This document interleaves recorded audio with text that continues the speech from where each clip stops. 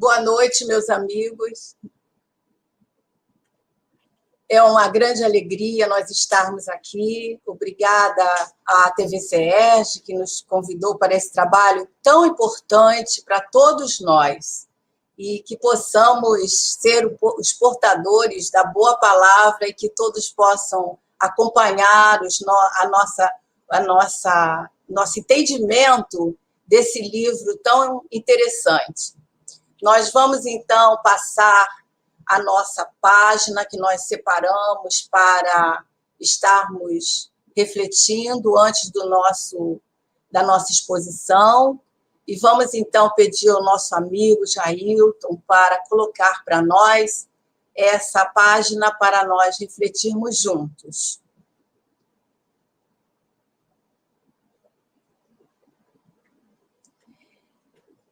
Então, a página é do livro Vida Feliz, é a mensagem 189. E ela nos diz assim, Joana de Ângeles nos diz assim: a tua vida não termina no túmulo. Com esta consciência, aprende para a eternidade, reunindo valores que jamais se consumam. Toda lição que liberta do mal se incorpora à alma, como força de vida indestrutível. Fosse a morte o fim da vida, e sem sentido seria o universo. A criação se esmaeceria e o ser pensante estaria destituído de finalidade. Tudo, porém, a continuidade do existir, ao progresso incessante. Estuda e trabalha sem cessar, com os olhos postos no teu futuro espiritual, vivendo alegre hoje e pleno sempre. Joana de Ângeles. Então, assim, meus amigos, vamos fazer a nossa prece, rogando a Deus, a Jesus, aos benfeitores que envolve todo esse trabalho da TV CERJ e todos nós que estamos no Facebook, no YouTube, acompanhando com bons propósitos essas palestras que são levadas ao coração de todos com muito carinho. Nós pedimos, Senhor, que nesse instante possamos ser envolvidos pelos amigos espirituais, nos dando condições de compartilhar com os nossos amigos o conteúdo de mais um livro que vem nos trazer as verdades espirituais. Muito obrigada, querido amigo, fique conosco e que assim possa ser. Muito bem, meus amigos, então hoje nós temos assim uma grande alegria de estarmos trazendo compartilhando com vocês todo o nosso entendimento a respeito desse belo livro que é E a Vida Continua. Esse livro, ele é o 13º livro da coleção A Vida no Mundo Espiritual. Foi ditado ao nosso querido Chico Xavier em 1947. E, com certeza, é mais uma linda obra trazida por André Luiz, que vem desvendar para nós o mundo espiritual. André Luiz é o repórter, considerado o repórter espiritual, que, através de Chico Xavier, vem nos trazer grandes lições para que nós, através desses ensinamentos, possamos viver melhor e chegarmos ao mundo espiritual com maior bagagem, maior vontade de sermos felizes. Então, vamos falar para vocês do que trata a obra, vamos trazer considerações que nós achamos importantes. Então, conforme nós dissemos, né, esse livro foi escrito há algum tempo, embora tenha sido editado mais recentemente, e teve um filme, inclusive, em 2012, trazendo a história, assim, de uma maneira mais superficial do que o livro, e que vocês podem encontrar na internet, para entender melhor, caso a nossa fala não traga assim, tanto entendimento, porque é bem difícil falar de um livro tão rápido, né? E nós vamos dar algumas pinceladas. Então, ela vem nos mostrando a realidade da criatura quando chega ao mundo espiritual. Ou seja, como está essa criatura, como está esse espírito ao chegar no mundo espiritual. Será que ele percebe logo? Será que ele entende logo a nova realidade? Então, ele nos mostra também que dentro dessa situação, nós continuamos a ser os mesmos. No mundo espiritual, nós não viramos santos nem magos. Continuamos com os mesmos questionamentos, as mesmas dificuldades, as mesmas limitações.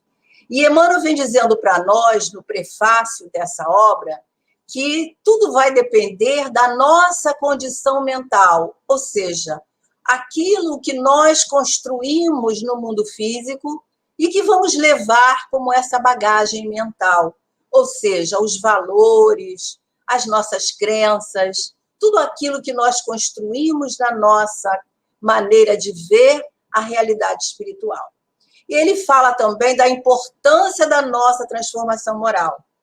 Vem nos dar a certeza da vida além da morte, permitindo assim, através da justiça divina, que cada um consiga traçar novas diretrizes para a sua vida. E uma das temáticas que mais nos chamou a atenção para nós compartilharmos com vocês hoje é justamente a responsabilidade diante da existência terrena, ou seja, da nossa encarnação. Então, ele vem nos dar essa orientação, nos ampliando assim a forma de ver a nossa própria vida.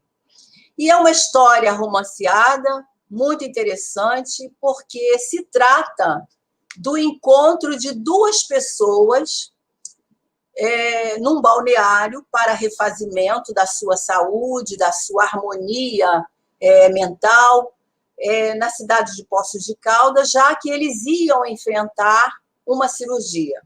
Então, ela está nesse balneário, descansando, e, coincidentemente, esse senhor também, que é o Ernesto Fantini e a Evelina. São indivíduos adoentados, como dissemos, às vésperas da cirurgia. E ali estava Evelina Serpa, sentada num banco do pátio, reflexiva, pensando sobre os dissabores que já havia vivido e outros que poderiam vir a passar por conta da cirurgia que teria de enfrentar. E nesse pensamento se aproxima um senhor maduro, de meia-idade, que, através da camareira do balneário, soube que havia também ali no mesmo balneário uma moça que estava aguardando pelo dia da sua cirurgia. Então, ele fica muito intrigado com aquilo e com vontade de conhecer a moça, a jovem, né?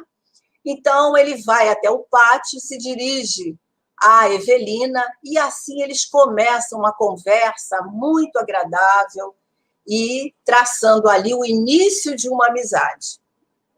Evelina é uma jovem católica, muito fervorosa, porém muito radical nos seus conceitos, nas suas crenças. Ela se casara cedo e, logo após o casamento, engravida, mas já estava sabendo da sua enfermidade e, por conta da enfermidade, né, ela teve que submeter-se a um aborto terapêutico para que a sua vida fosse poupada. E, com isso, Evelina não poderia mais ser mãe. Nós vamos abrir um parêntese aqui para falarmos do aborto terapêutico, que, conforme diz lá no Livro dos Espíritos, é o único tipo de aborto que nós não agredimos, não infringimos as leis divinas. Porque, nesse caso, é para salvar a mãe. A mãe corre risco de vida. Então, é permitido, certamente, para poupar esse espírito que já se encontra na sua tarefa, na sua encarnação. E esse que está se preparando para reencarnar pode aguardar uma nova oportunidade. Então, isso, fechando aí o parêntese, né? Então, isso entristecia muito aquela jovem esposa.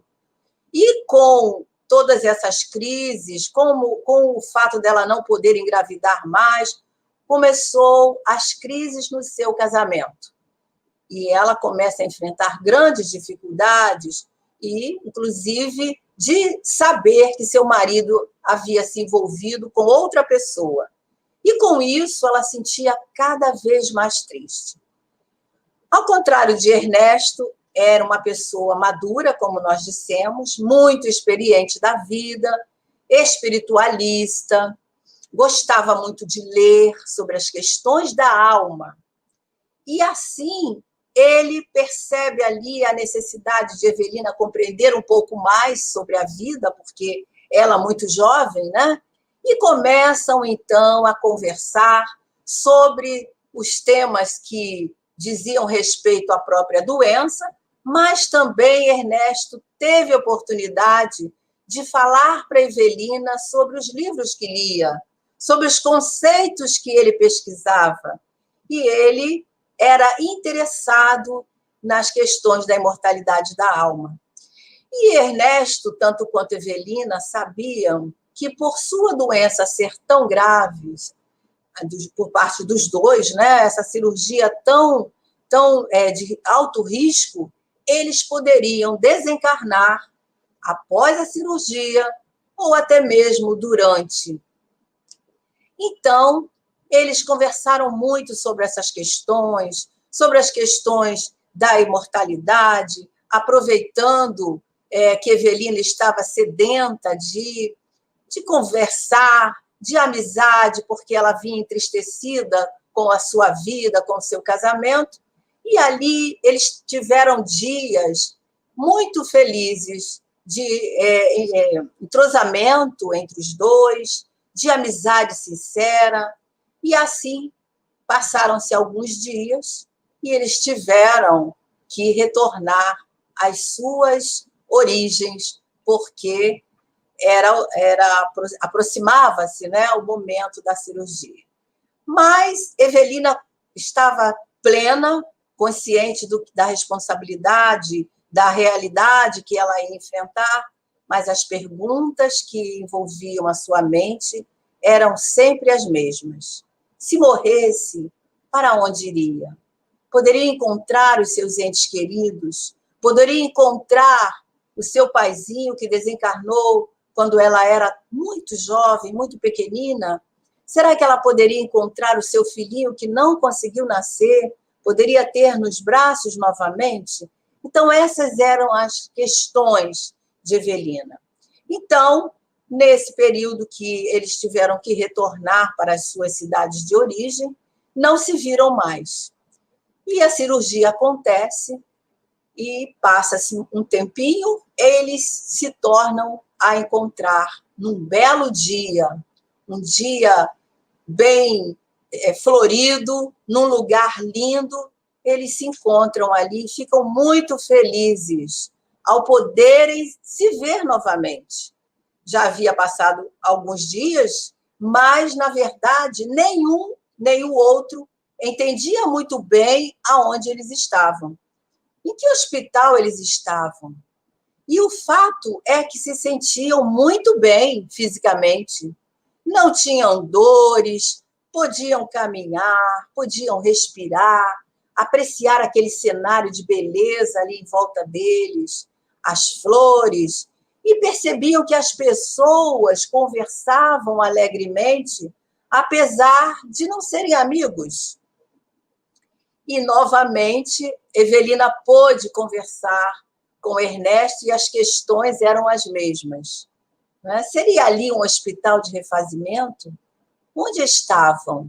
Não entendiam? Será que podia ser um sanatório ou uma clínica de tratamento mental? Sim, porque poderia ter ocorrido algum problema durante a grave cirurgia, né? Até que um dia eles conhecem a dona Alzira e ela lhes fala que, embora não tivesse muita certeza, mas ela já ouvia falar, algumas pessoas terem falado por perto dela, né, e até para ela, que quem estava ali naquele hospital estava desencarnado, ou seja, já não pertencia mais à Terra. Ernesto e Evelina tomaram um susto enorme. Ela fica tonta, se desequilibra, ele começa a tossir, mas depois de passado o momento mais grave, continuam a conversar com Dona Alzira sobre os seus questionamentos sobre aquele lugar. Então, meus amigos, aí nesse momento começa a nossa história.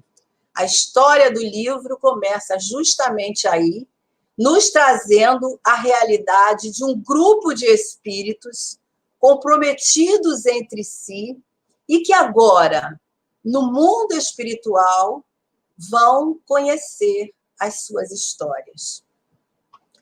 E nós preparamos alguns slides que nós vamos pedir ao nosso amigo Jailton para colocar no seu primeiro momento, aonde nós vamos, então, estar conhecendo, pode ser o próximo, Jailton, esses personagens principais da nossa história. Então, nós temos aí a Evelina e o Ernesto Fantini, que são aqueles amigos que acabaram de se conhecer. Então, ele traça aí essa amizade, mas Evelina, logo após, antes de conhecer o Ernesto, né, ela, no período algum tempinho antes, ela se casou com Caio, que é seu esposo atual. Mas antes do Caio, houve um noivo, que ela... Pode passar outra figurinha, Jailton. Um noivo que era o Túlio, noivo de Evelina, que foi assassinado por Caio, o seu atual marido. Por que aconteceu isso? Evelina, sendo noiva de Caio, ela desmancha o noivado para casar, né? Ela desmancha o noivado com Túlio para casar com Caio. Mas, num momento de fragilidade, ela começa a comparar os dois e perguntar: seria esse homem mesmo aquele que vai me fazer feliz? E começa a lembrar de Túlio, mas Túlio já tinha tentado uma vez o suicídio, né? E ele, muito triste, ela começa a se aproximar de Túlio. Mas Caio, percebendo a probabilidade de haver de reatar esse noivado, ele engendra, ele combina consigo mesmo uma maneira de eliminar o Túlio. E ele faz tudo arquitetando de maneira sutil para que parecesse um suicídio. Então, a Evelina passa o período todo, depois que o Túlio desencarna, e casou com Caio, pensando que Túlio tinha se suicidado. Tanto que ela sente uma culpa, uma responsabilidade muito grande, porque o Túlio realmente amava Evelina. Então, a gente fica pensando assim, aonde que está o porquê de Ernesto e Evelina se conhecerem ali? Será que conheceram-se por acaso? A gente sabe que o acaso não existe, né? Então, aonde e quando acontece essa ligação entre os dois, entre esses companheiros? Então, a gente vai ver agora, no próximo slide, nós vamos entender melhor como que nós nos ligamos aos nossos companheiros. Certamente isso está no nosso planejamento reencarnatório, né? Então, aliás, nós esquecemos de falar que o Caio, ele, nesse período que a Evelina fica pior da doença, que ela não pode ser mãe, ele se une a uma companheira de nome Vera, que, por sinal, era filha de Ernesto. A gente já vê aí um ponto de ligação, né? Então, no próximo slide, nós vamos ver o seguinte. No passado, alguns anos atrás, nesta mesma encarnação, o Ernesto Fantini era amigo do Desidério, pai da Evelina, os dois eram amigos do padrasto atual da Evelina, que, por sinal, ela gosta muito dele. Ele é uma pessoa muito amorosa, eles têm uma amizade muito grande. Então, os três amigos gostavam muito de caçar. Era um esporte quase que favorito. E sempre que podiam, eles organizavam esses momentos onde eles podiam satisfazer a sua alegria, né, em praticar aquele esporte. Mas acontece que Ernesto, não satisfeito com a situação que ele já tinha percebido, né, através do pai da Evelina, pode botar a outra figurinha, Jailton. O pai da Evelina tinha um amor, né, tinha um relacionamento com Elisa, que era mulher de Ernesto. Então, ele, não contente com essa situação, ele conta para Amâncio e resolve, então, eliminar o Desidério. Só que eles combinam também uma situação onde o Ernesto poderia atirar no Desidério e tudo ia parecer um acidente. Amâncio concorda e organizam aquele dia onde, na verdade, acontece esse acidente, né? Essa tragédia, digamos assim, porque a Evelina sofre muito com a ausência desse pai, mas Ernesto não acerta o tiro. E quem acerta o tiro é Amâncio, que tinha motivos para isso. E nós ainda não sabemos, mas vamos saber por quê. Então, na outra figurinha, nós vamos ver que ele tinha uma ligação amorosa também com a Brígida, mulher do Desidério e mãe da Evelina. Eu espero que não esteja confusa esses personagens, por isso que nós trouxemos as figurinhas. Então, vocês percebem aqui, meus amigos, que se formou um triângulo amoroso, né? Aqui entre o Amâncio, a Elisa, né? E a mãe da Evelina, né? Juntamente com esse outro amigo, que eram amantes entre si. Ernesto fica pensando, ele acha que foi ele que atirou no Desidério. E essa culpa também ele carrega com ele. Ele não gosta nem muito de falar sobre o assunto, por isso ele não conta logo o que vai na sua alma, mas ele traz uma culpa, um remorso, uma dor muito grande ali por causa desse crime, que, na verdade, foi o Amâncio que cometeu, né? E logo depois da morte do Desidério, o Amâncio casa-se com a Brígida, né?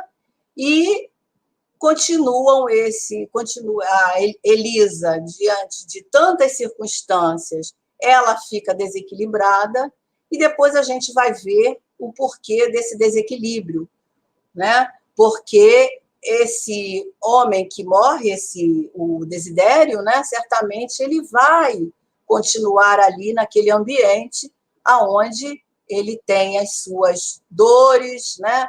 Onde ele tem os seus momentos que gostariam de se vingar. Muito bem, então a gente vai agora, vamos voltar para a nossa história. E depois a gente vê o outro pedaço. Então, agora, nós ficamos pensando, né? Como vai ser esse momento da Evelina, que descobriu agora a realidade que envolve os dois que estão desencarnados. Então, durante muito tempo, eles ficaram ali sem acreditar que estavam desencarnados. E logo eles foram encaminhados àquelas equipes de estudos, àqueles institutos, onde puderam, através do irmão Cláudio, desenvolver os seus conhecimentos, e levaram muito tempo trabalhando, foram envolvidos na equipe de trabalho, nos tratamentos psicológicos, envolvidos ali por aquele instituto, e o irmão Cláudio foi, assim, aquele que ajudou muito esses companheiros no início da sua chegada. E passaram-se algum tempo, nós estamos contando superficialmente, como falamos no início, eles tiveram condições de, então, através do próprio trabalho, né, desenvolver uma maturidade espiritual maior, um entendimento maior, até que um dia ela vai se engajar por orientação do irmão Cláudio, vai fazer parte de uma equipe de atendimento aos sofredores, de estar esclarecendo esses irmãos que chegam e que estão em zonas mais de sofrimento. Então, ela fica sabendo da causa da morte do Túlio, né? E mais à frente, ela vai saber como seu pai desencarnou e todos esses acontecimentos que trouxeram dores, né? Que nós vemos aí nesse segundo slide que nós mostramos, não deve ter sido fácil para ela, no mundo espiritual, saber que o seu amigo recente estava envolvido na morte do pai querido. E assim, eles se defrontam agora com o sofrimento desses espíritos. É mostrado para eles como que o Desidério se encontra lá na sua residência, obsediando, ajudando no desequilíbrio da Elisa, no desequilíbrio daquele ambiente doentio, né? Então, eles têm agora a ideia desses espíritos que ainda continuam revoltados, sofridos. E, como tarefa dos próprios instrutores espirituais, Evelina vai fazer parte da equipe que vão trabalhar com esses espíritos no grande trabalho de amor, de perdão entre eles, para que eles possam um dia retornar, dar continuidade a toda essa história que precisa agora haver a reparação, né? Então, durante os primeiros anos, foram de muito estudo, eles cada vez mais se envolviam nesses trabalhos de socorro, de entendimento, mas Evelina ainda não compreendia essa realidade do mundo espiritual, que era bem semelhante a tudo que ela conhecia aqui na Terra. Então, ela tinha, às vezes, aquela dúvida, né, que será que estavam mesmo no mundo espiritual? Mesmo com os instrutores, mesmo. Então, esse trabalho de socorro foi esclarecendo ela cada vez mais. Até que um dia ela encontra com Túlio, o seu ex-noivo. E é nesse momento que Evelina passa a ter a compreensão exata de toda a realidade que envolvia aqueles dois companheiros no mundo espiritual. E aí continuaram cada vez mais esses estudos, essa compreensão maior da lei divina, a possibilidade de estarem trabalhando junto desses espíritos que ela já tinha recebido a tarefa, continuarem fazendo que houvesse o perdão entre seu pai e Desidério, entre esses espíritos que estavam em sofrimento e revoltados, com certeza. E aí ela começa a ter a plena certeza de que a vida continua, né? Então, algum tempo se passa e eles agora, mais preparados, estão com uma maior compreensão, inclusive, da tarefa que receberam, de estarem trabalhando junto desses espíritos, né, que no futuro iam retornar ao núcleo familiar através da bênção da encarnação. E aí, meus amigos, nós ficamos pensando como esse grupo de espíritos que está no mundo espiritual poderá retornar, né? Como eles vão, como vai ser o futuro desses companheiros.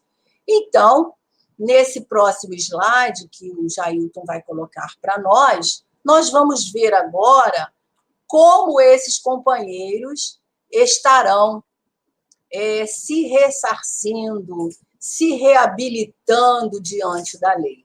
Então, no futuro, nesta mesma encarnação, alguns anos à frente, tinha 2 anos que Evelina estava desencarnada, agora ela recebendo a tarefa de estar intuindo, de estar trabalhando mentalmente com esses espíritos para essa amorosidade, para esse perdão, sua mãe, envolvida por ela, começa a sentir um desejo muito grande de ver uma criança novamente correndo pela casa. Era um casal de meia-idade, mas isso não impossibilitava. E o Amâncio, também muito amoroso com a família, sentia a mesma vontade. Tudo isso no trabalho de Evelina. Então, vai chegar para o lar desses companheiros o Desidério, que está se preparando no mundo espiritual. E nós vamos ler para vocês um trechinho aqui do livro, aonde ele se prepara, né, para a reencarnação. Ele vai nascer numa família muito pobre. A sua mãe, Mariana, ela já é mãe de 4 filhos, já é um casal também de meia-idade, e uma gravidez de risco. Então, ela vai desencarnar durante o parto. Mas, nesse processo, ela é levada ao mundo espiritual pelo irmão Ribas, que é o instrutor, né? O responsável por esses companheiros, e ela vai ser apresentada à família, ela vai saber quem é que vai poder adotar o seu filhinho, e ela, então, se tranquiliza. Isso tudo durante o sono, ela é levada. Então, ele vai, diz aqui no trecho do livro, diz assim, a mãe de 4 filhinhos em constrangedoras necessidades. Ela mesma, Dona Mariana, como era conhecida, já se achava em condições orgânicas muito deficitárias e sentenciada a contrair a moléstia, né, da tuberculose. E ela se preocupava muito com o filhinho que ia nascer. E ali ela é preparada, então, Desidério seria o rebento derradeiro dessa família, e antes da reencarnação, e aos 2 amigos espirituais, né, foram apresentados, conforme dissemos. Então, ela apresenta o Amâncio, a Brígida, tudo durante o sono, que iam receber o seu filhinho. Então, a Mariana, essa senhora doente, ela fica muito feliz, fica em paz, desencarna em paz. E ela depois acompanha esse menininho, né, que vai reencarnar, e como não tem os pais, ele vai ser encaminhado para adoção. E justamente quem vai adotar é a Brígida e o Amâncio. Então, esse é um dos trechos onde nós vemos aí o plano de Deus para cada um de nós. E na outra figurinha, nós vamos, então, estar entendendo como é que vai ser o desfecho de Túlio, que agora no mundo espiritual, revoltado, né? Elisa também, certamente muito revoltada, desequilibrada pela morte do seu amante, do seu amor. Então, como vai se organizar essas famílias? Então, Evelina e Ernesto vão trabalhar nesse serviço de perdão, nesse trabalho árduo de perdão, de refazimento desses companheiros. Então, o Caio Serfa, que é uma pessoa um pouco irresponsável, né?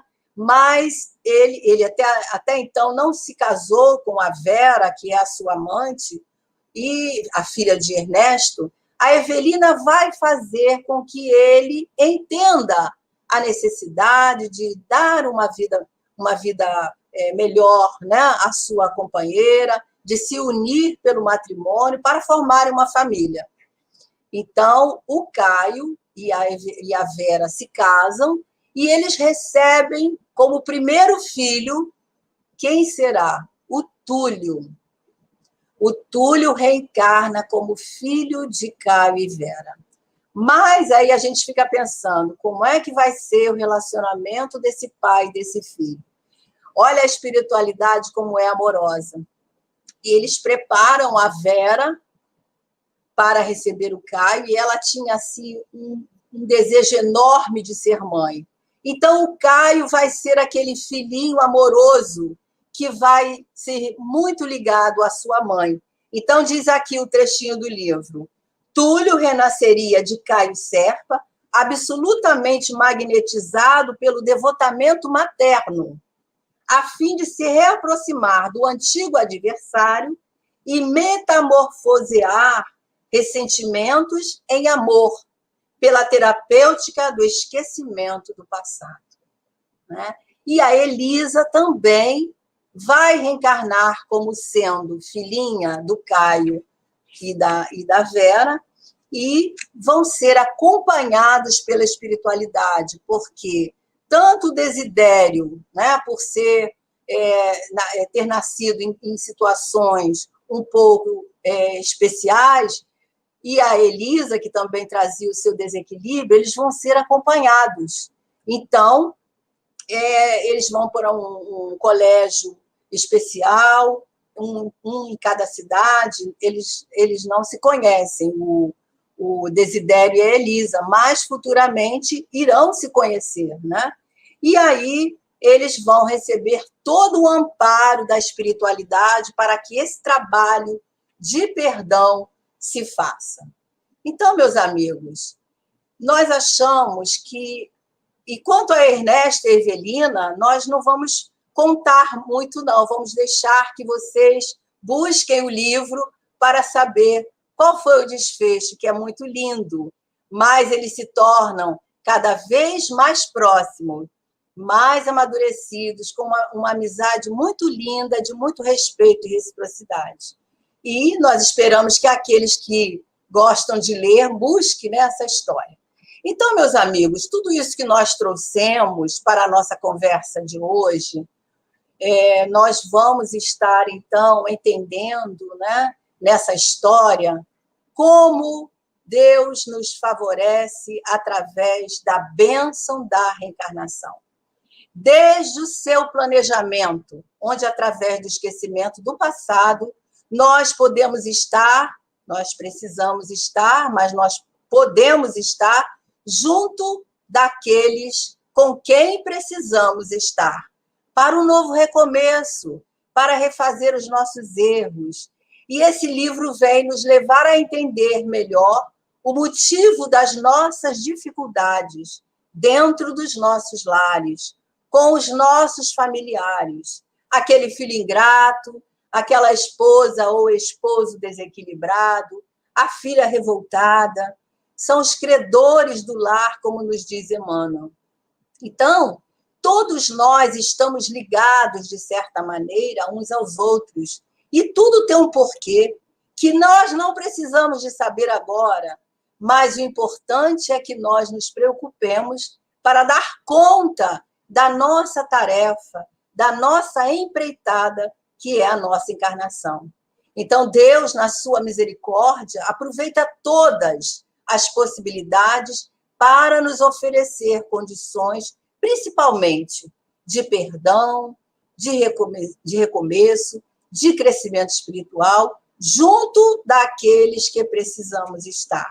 E o lar, meus amigos, é o lugar mais propício para estarmos. É o lugar que nós precisamos estar, na família, para nós aprendermos a amar.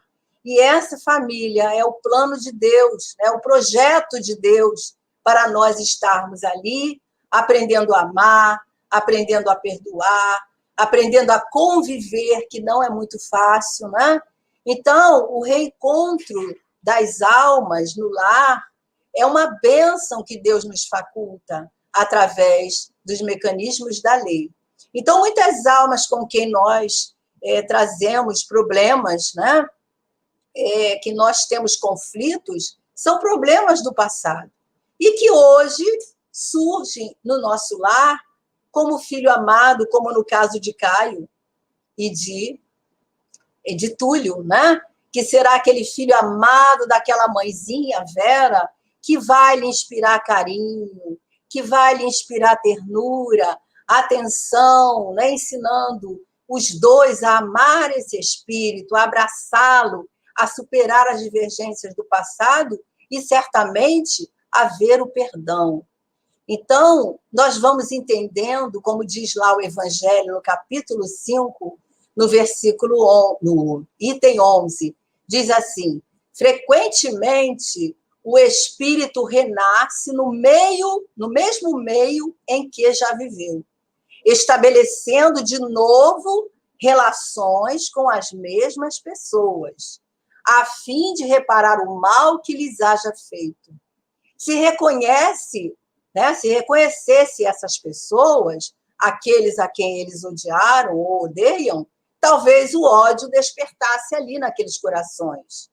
Então, desse modo, esse espírito se sentiria humilhado também na presença daqueles a quem ofendeu, a quem foi o seu algoz. Então, nós vemos aí que a justiça divina, ela não vem sem o apoio da misericórdia. O Pai Maior nos dá valiosas oportunidades de mudar o rumo da nossa vida, de corrigir os nossos débitos, aqueles débitos que nós contraímos ontem, porque nenhum de nós está aqui como vítima, não é? Todos nós praticamos os nossos erros e todos nós estamos tendo essas oportunidades misericordiosas do Pai Maior. O irmão Cláudio, que é esse instrutor que nós nos referimos no primeiro momento, onde ele esclareceu Evelina e Ernesto ao chegar nesse hospital, né, quando eles começaram a ter os primeiros contatos, ele diz assim para eles, esclarecendo sobre a existência na Terra, sobre a responsabilidade. Era uma palestra dialogada onde eles podiam perguntar. Então, ele diz assim para eles, a vida na Terra deve ser um trabalho especial para cada espírito. O espírito renasce no mundo físico tantas vezes se façam necessárias para utilizar-se, para aperfeiçoar-se, para lucificar. Lucificar é se banhar de luz, de claridade, de esclarecimento. E à medida que se aprimora, diz o irmão Cláudio, esse espírito vai percebendo que a existência carnal é um ofício ou uma missão a desempenhar que dará conta, ele acerta, peraí, errei aqui, que dará conta ele a certa altura ao terminar a sua empreitada. Então, meus amigos, nós vemos aí o convite a olharmos com muito carinho para a nossa encarnação, para a nossa família, para as pessoas que Deus nos colocou como instrumentos de nossa evolução. Então, que nós possamos aproveitar os nossos dias juntos desses companheiros, dedicar melhor aquilo que nós podemos fazer, o nosso esforço total em detrimento ao desenvolvimento das nossas virtudes, que nós somos portadores. mas é preciso que nós deixemos que elas fecundem, que elas renasçam no nosso coração. Então, nós não podemos perder tempo com aquelas lamentações infrutíferas, as reclamações que nós temos da nossa família, muitas vezes achando que aquela família não é o nosso lugar, nós estamos no lugar errado. Então, a Sheila, a Espírito Sheila, tem uma mensagem onde ela nos diz que nós estamos no lugar certo, com as pessoas certas, para desempenhar o nosso papel, as nossas missões. E muitos de nós achamos que não temos missões, que nós sentimos vontade de ter uma missão, né? Muitos perguntam aos expositores mais experientes qual seria a minha missão. E nós estamos vendo aí que o irmão Cláudio está falando para nós termos mais atenção com a nossa existência, que ela deverá ser o nosso ofício, ou seja, o nosso trabalho de soerguimento. É ali, com lágrimas, entre situações, às vezes, dolorosas, entre expiações, entre provas, entre dificuldades de relacionamento, em dificuldades de convivência, que nós vamos nos reabilitar com a lei. Então, nós precisamos de atentar sobre isso. Não podemos deixar as nossas horas passar livremente. Não podemos perder tempo com lamentações, achando que Deus nos colocou no lugar errado. Nós vemos aí, nesse encontro fortuito da Evelina, do Ernesto, que história estava por detrás. Unindo suavemente esses companheiros, naquele momento de dificuldade, de dor para os dois, preocupados com as suas vidas, com os seus relacionamentos, são unidos ali para darem continuidade a uma história que precisava de ser revista. A situação do Túlio, a situação do Desidério, precisava de dar continuidade. Então, Deus se utiliza desses dois companheiros, fazendo toda a harmonia para esse lar. E nós não somos diferentes. No trabalho de planejamento da nossa encarnação, nós recebemos também esse amparo.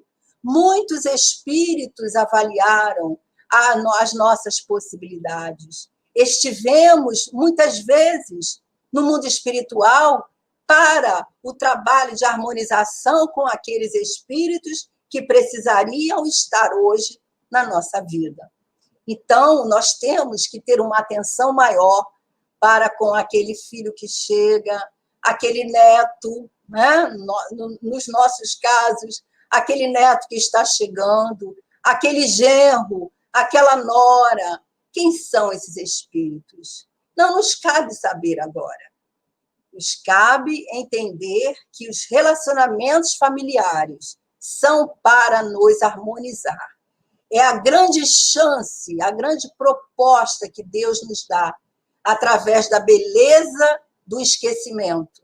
Porque já pensou se nós nos lembrássemos, se nós pudéssemos olhar para o outro e entender que ali estava um algoz ou uma nossa vítima, nós sofreríamos por demais.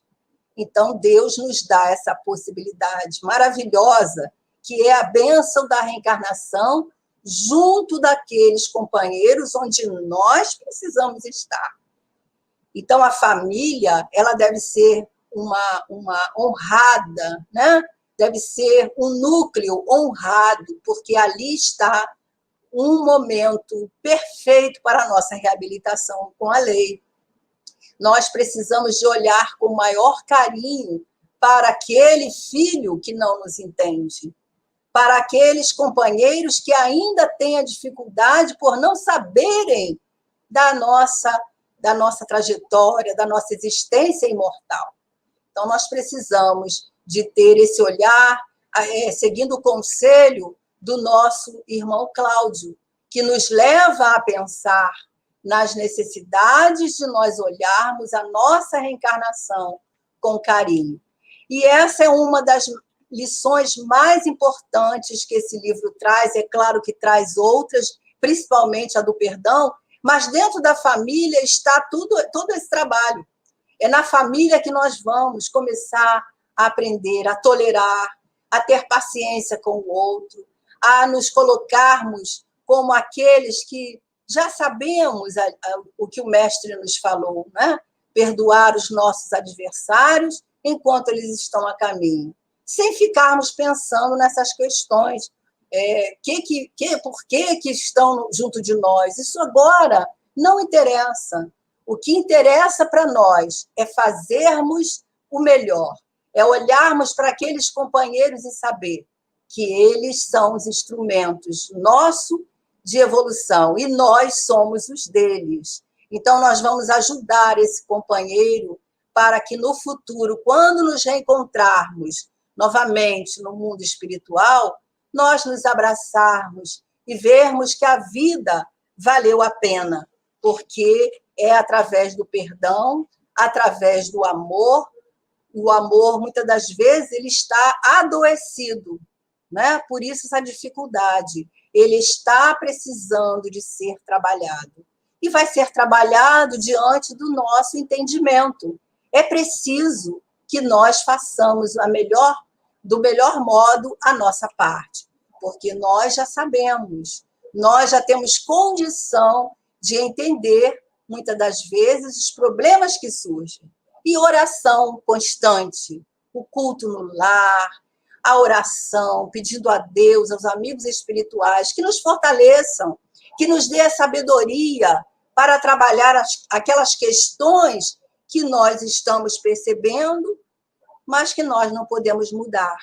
Então, que Deus nos dê, assim, aquela sabedoria para nós sabermos entender e sabermos, nesse momento, a melhor forma de nós agirmos. E, certamente, com muita humildade, porque só com humildade nós vamos trabalhar as virtudes que estão dentro de nós, principalmente o perdão, que é uma das mais difíceis, né? Por isso Jesus nos disse, aliás, disse a Pedro, quantas vezes, Senhor, nós precisamos perdoar?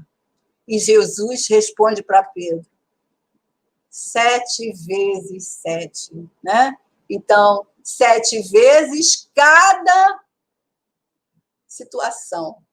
Então, cada situação a gente vai 7 vezes 7, 7 vezes 7, 7 vezes 7, aquilo vira uma potência, né?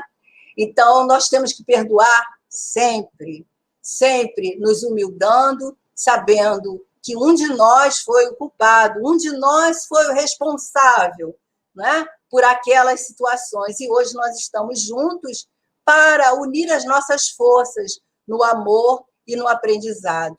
Então, nós vamos aproveitar as nossas horas, os nossos dias, da melhor maneira possível, aprendendo a ouvir aquele companheiro, aprendendo a entender aquela dificuldade. E hoje nós sabemos que as famílias existem muitas questões a resolverem, a entenderem. Chegam os nossos filhos com muitas situações que nós ainda não estamos preparados, mas nós precisamos nos embasar, precisamos abrir o nosso coração, nos livrar de velhos conceitos, abrir o nosso entendimento para receber aquele filho, aquele neto, muitas vezes, que vem da forma que Deus acha que é necessário.